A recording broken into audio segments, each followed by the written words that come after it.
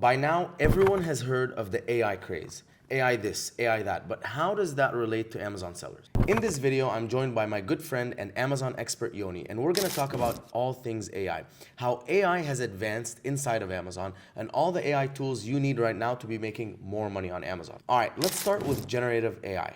Awesome. Thanks for having me, Mina. So let's start with talking about what generative AI is. So it's Amazon's first seller-facing tool. What it does is it goes into Seller Central and can do a number of things. So the first really cool tool, and I think this is typically for larger sellers, is you can actually put in D2C URLs, and Amazon will now automatically generate listings for you. So that'll be the title, the bullet points, the descriptions, backend attributes specifically, and we'll get to why that's so important, especially now with backend attributes. But it does a really good job of implementing that. Now, obviously it's new. There's a lot of sort of beta things that are going on with it, but as it continues to progress, it's gonna be a really good tool, especially for brands that have hundreds or thousands of SKUs when you need to really implement your catalog in that type of way.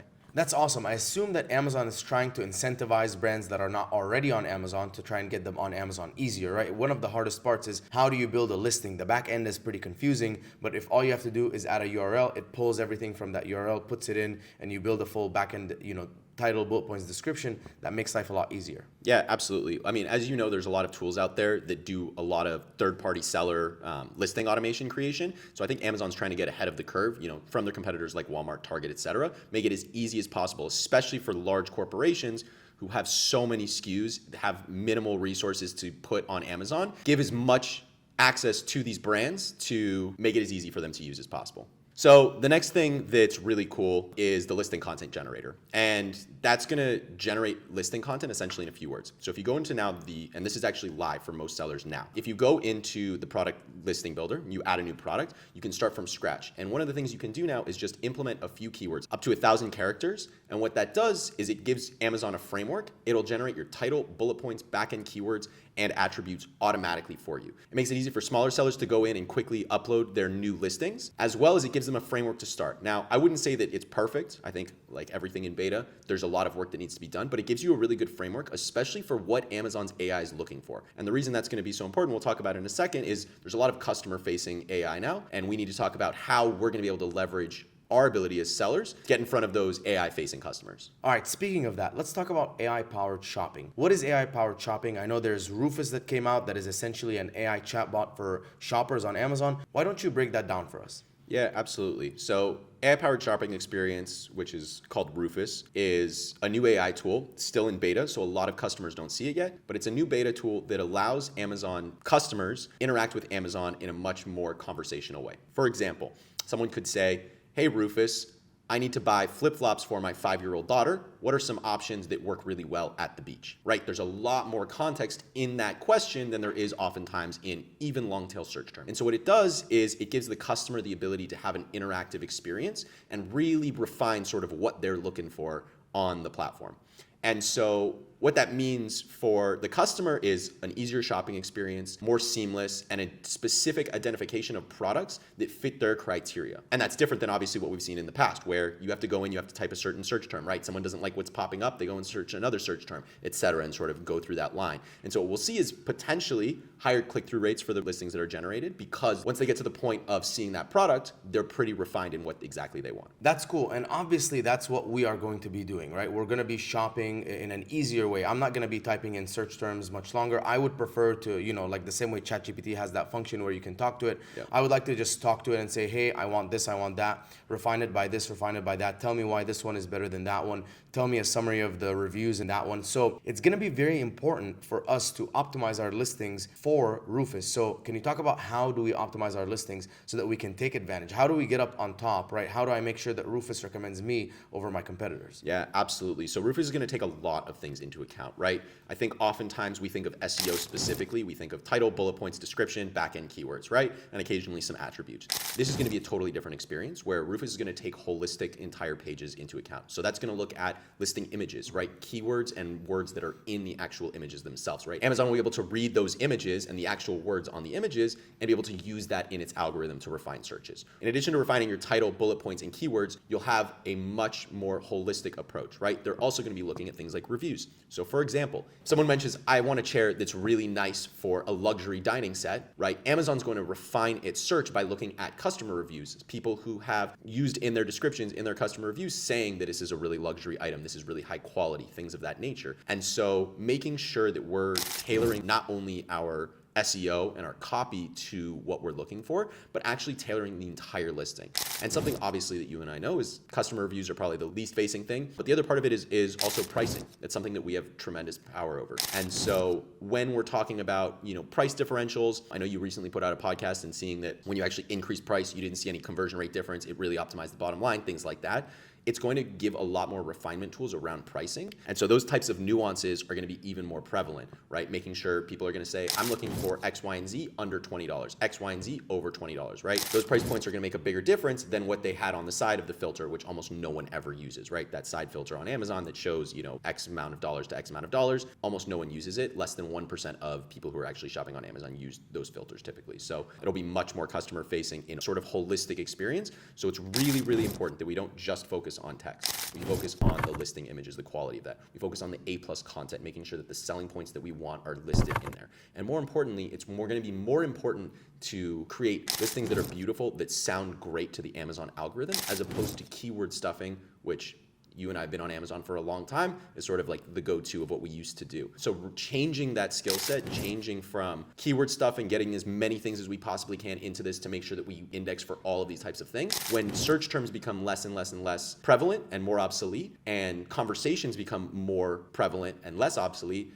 then we're gonna see less prevalence for keyword stuffing and more prevalence for highly optimized listings that target the selling points that we want to convey. Yeah, and essentially I think it's going to end up being this feedback loop of let's identify what Rufus is looking for, right? Because at the end of the day, right now, we don't know what they're looking for. We don't know what customers are looking for. We can base it off of search volume for keywords. So right now, if I want to sell a product, I'm like, okay, what are the main keywords? What are people looking for? And that's how I'm optimizing. And then I'm going in, building the listing and adding those keywords. But then Rufus is going to be way deeper, right? It's going to be like people are looking for all of these things under these price points and so on. So just being able to use that feedback and then refine my listing, like you said, title, bullet points, backend search terms, main image, listing images, A+ content, and even reviews, right? We can technically manipulate the reviews and write things in the reviews. I'm sure the question and answer box, right, where you ask questions and answer them. So all of that will become way more important. Now, I know a lot of people and a lot of brands are not working with a lot of the listing. They're just kind of focused on the main stuff, the title, the bullet points.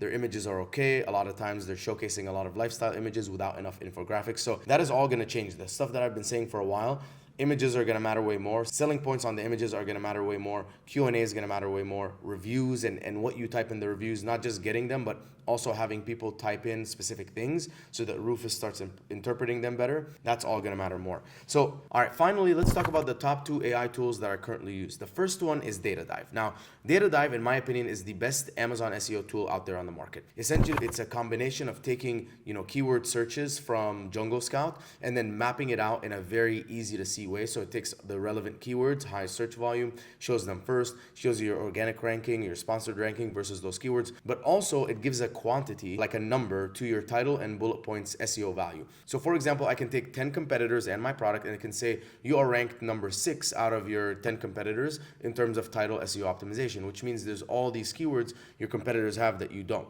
And so what I can do is I can then quickly optimize my title and change words and things like that to essentially get a higher SEO value. And what I've seen is that increases revenue, right? Because you start indexing and ranking for a lot more keywords and a lot higher for keywords, and that is going to drive results. Now, here's the AI component of that.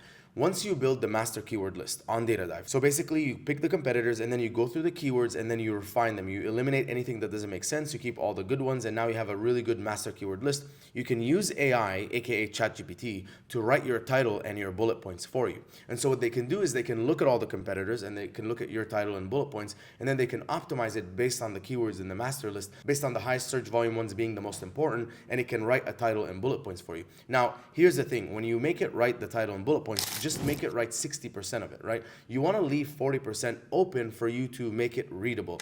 AI is going to generate a title and bullet points that is largely, kind of AI, right? It's just a lot of the right keywords. It's not going to read well to a human. So you want to leave about 40% so you can rewrite it slightly where that copywriting and sounding good aspect comes in. Yeah, absolutely. I mean, I use AI all the time, specifically in listing optimization. And I think, obviously, like you said, leave room for human effects.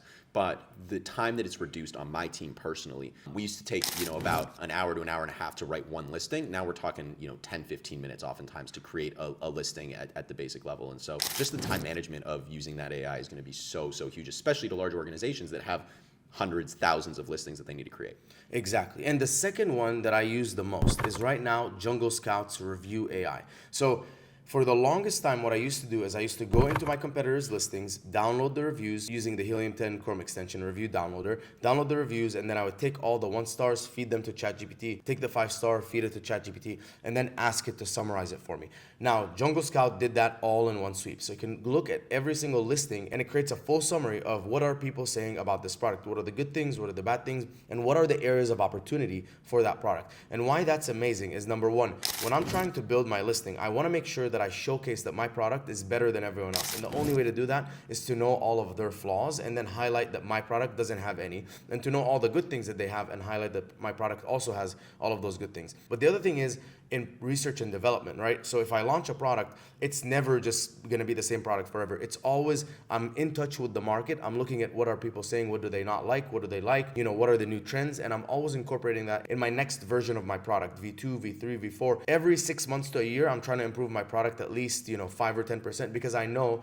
that if I just stay the same, stay stagnant, the market changes, people's demands become different, people's choices change. So I used to actually have an electrolyte powder that was in a canister, it was 100 servings, it was very economic. All of a sudden, my sales started going down slowly, and I'm like, why is this happening? People are buying more and more electrolytes. And it turns out that 5 years ago, no one wanted single serve packaging because they're like, it's so bad for the economy. And now everyone wants a single serve packaging, right? Because everyone just wants to have their electrolytes as they travel and all that kind of stuff. And so the market demand changes. People want different things, so you always have to stay on top of them. And Jungle Scout's tool is one of the very cool, easy ways to do that. That's really good for me to know. I've used a lot of brand analytics. You can go into sort of the and also the product opportunity explorer. You can go into specific categories. The problem with that is that Amazon sort of defines the categories for you up front. And this way, it sounds like you can actually identify the specific competitors that you want to target, the specific competitors that you're looking at, to get a much better sense of your niche market, right? And so I think that that's a really, really powerful tool to get a little bit more specific than what Amazon provides at the moment. All right, guys, hope you guys enjoyed this video. I made another video about listing optimization on Amazon. It's literally a masterclass, step by step.